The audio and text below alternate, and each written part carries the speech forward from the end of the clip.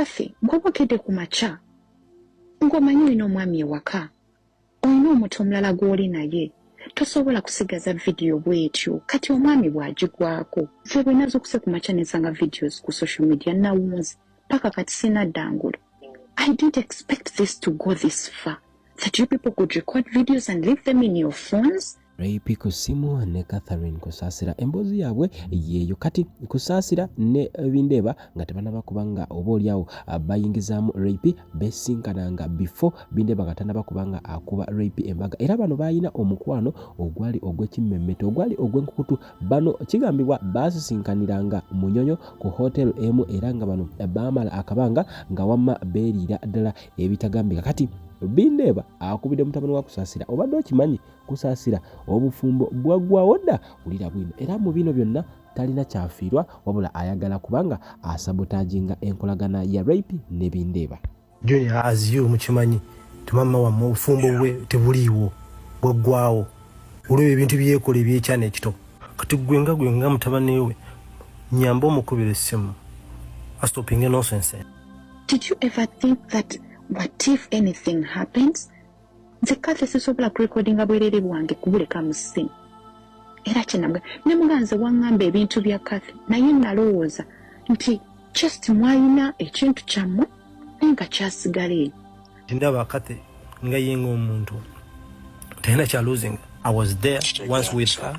If you speak to someone and someone doesn't understand, Junior nze omuntu ngenda vaayo n'obusungu bungi to protect my family no matter what. Obuzibu bwandibanga bwava ku buwoomi obw'omukulu Bindeeba okusinziira ku bitambula kiraga nti Catherine kusaasira yandibanga obufumbo buno yali mu kubanga abukotogera era olw'okuba nti nga bw'owulidde ebyaddala obufumbo bwe bwaggweerawo ddala era kyovulaba nti bino byonna ye talina kyaluzinga okusinziira ku Bindeeba maaso awo ngenda muko vidiyo eno nsaba ogiwemuko kadde era nja kusaba osooka ogimpere ne ka like kati ebyaddala Catherine kusaasira ye talina kyafiirwa olw'ensonga obufumbo bwaggwawo dda mujjukira omulundi ogwasooka bino okuvaayo awo nno omusajja yamunaabira mu maaso n'agamba nedda tekikyasobokerako ddala ebisigadde nange kangende nkwatemu ebyange era mbu kirowoozebwa nti Kathy ono ayagala kubanga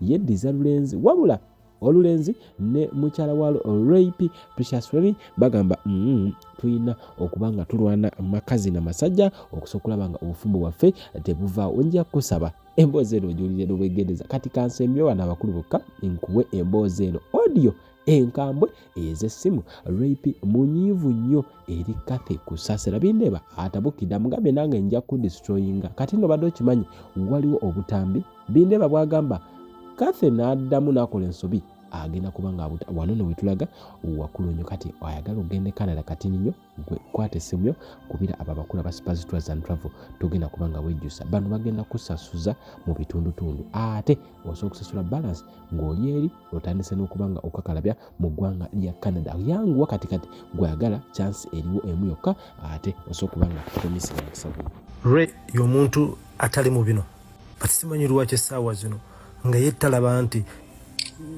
this is something that is affecting my what? My family. Your family. Though ye bwabanga alaba nti she has nothing to lose wokitegera obviously ffe tukimanyi Junior as you mukimanyi tumama wammwe obufumbo bwe tebuliiwo bwaggwawo olw'ebyo ebintu byekola ebyekyana ekito. Though ye bwabanga alaba nti she has nothing to lose wokitegera obviously ffe tukimanyi.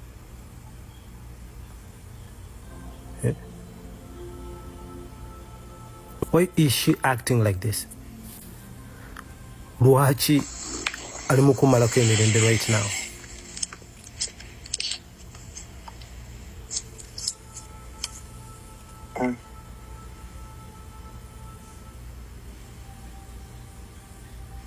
Lwaki ta fixing a mess here? Tewento bwendowooza yandibadde afixing a mess here nze mwennyini I moved on. I started a family which I have to protect. There is no reason njo kubeera awo nga renga mulaba buli kaseera akaaba on such a nonsense thing. Ate ngo yo omuntu ali mu kubikola right now oba ebintu nga byavudde mu mikono gye ati muntu mukulu. Ochitegera. Someone moving on, is it a crime? No.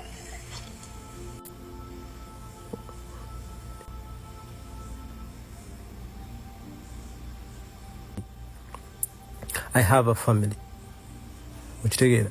And I've been there, you know, even toward bantu bakuru. But if you cannot stand on our own and act like someone who wanna do something, Ochitegera Junior, to me, I can come nange ni na buli kimu.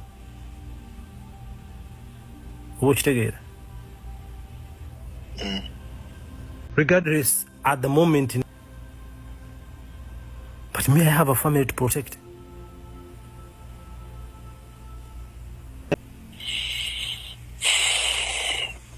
Ndamukuberako. Kati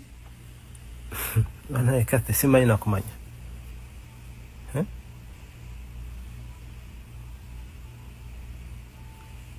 Ndamukuberako, but you're right to protect your family.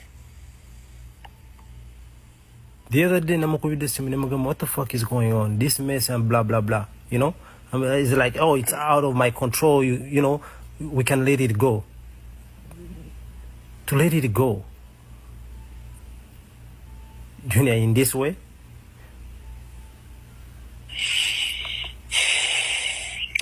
I will give her a call.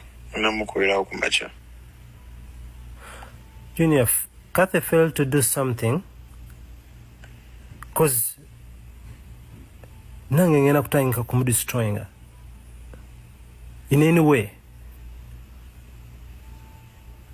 Hudhu billahi mina shaitani rajim. Bismillahi rahmani rahim. Alhamdulillah rabbil alamin. Nze Ajimiti omusomi w'ekitabo era omusomi w'edduwa. Nkozesa kyoto kino, ekyoto kino kiba kitagombolola. Lwaleero ku kyoto kuno kunnyambira abantu bange. Buli muntu yenna alina ekizibu kye ojja ku kyoto kino n'osuula akabaani ne nkusabira. Buli alina ekizibu naddala mu abali e Bulaaya nompereza amannya naye nga suula mu kyoto kino ne nkusembera edduwa ne nkuggyako ebizibu n'ebiba bikusumbuye. Walemererwa mirimu ki ddala mu abali e Bulaaya, abali mu nsi muno mu Uganda abalemeddwa okufuna visa. Nga ntegeeza eri abaana Adamu enkozesa nkofu ku kyoto kuno. Bamala okusindika enkofu eyo negenda ebanja amabanja ge bakubanjiza gonna. Gwe yalema okufuna okuweebwa Ajimiti nkozesa amazzi ku nnyanja kuno kumulengera ku mazzi wano. Ajimiti nga bwe nnyimidde olwaleero ng'okumasira abaana Adamu. Bompereza ebiwandiiko byonna bye bompereza ng'oli e Bulaaya. Mbikwata ne mbizinga ne mwandika kapapula ne mbisula mu nnyanja ne nsaba Allah gwe nsinza asumulule ebyo bye babikulemeredde. Awa visa agifuna alemedde okufuna omusajja omulungi amufuna. Nsangibwa ku namba 0752 Yeah, I'm thinking.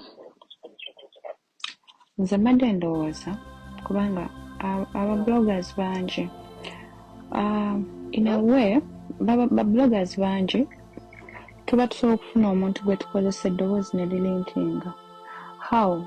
Nti osobola okuba olina gw'oyogera naye nga mukwano gwo ng'omugamba maybe omuntu oba yali akukyusiza nga bw'obinnyonnyodde tuba yali akukyusiza Facebook yo oba biki then n'agenda mu ssimu yo n'aggyayo ebintu ebyo naye ebintu ebyo byadda. Okitegeera? Then maybe that voice can link. You can choose to give it to any person that you want to link it.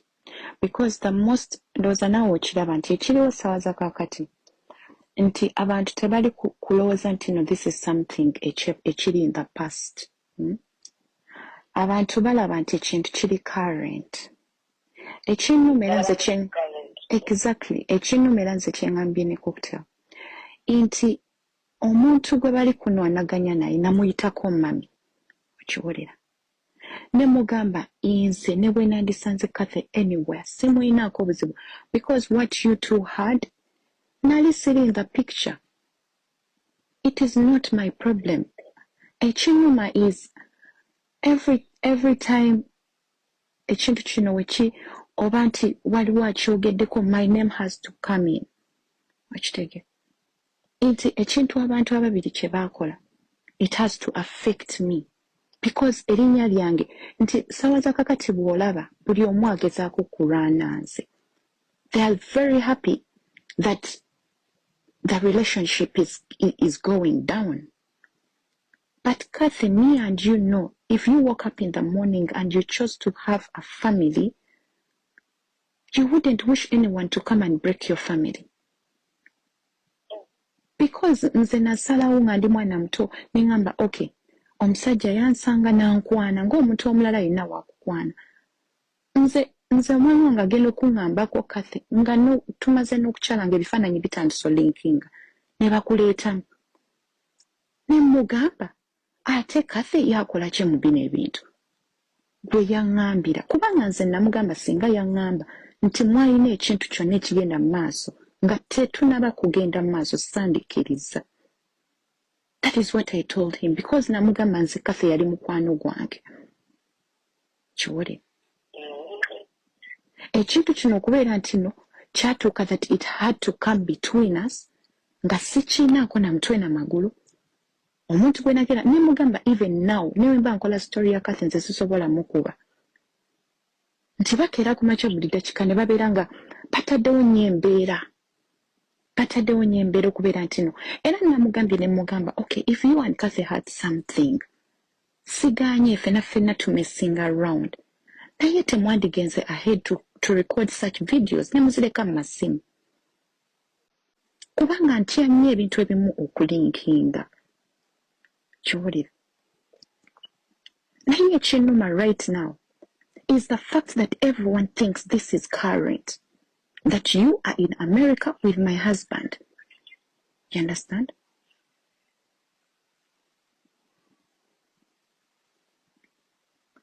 So ffenna tuli mu eno mess. Naye ate mmwe teba affectinze nga the way it has affected me. Kuba Kathy abaana bayinza okubeera nga olina abaana naye abaana baali bamanyi omwami wange. Ekitegeera. I'm pretty sure they knew what was going on between you two. Naye we are talking about me, who is very green about everything.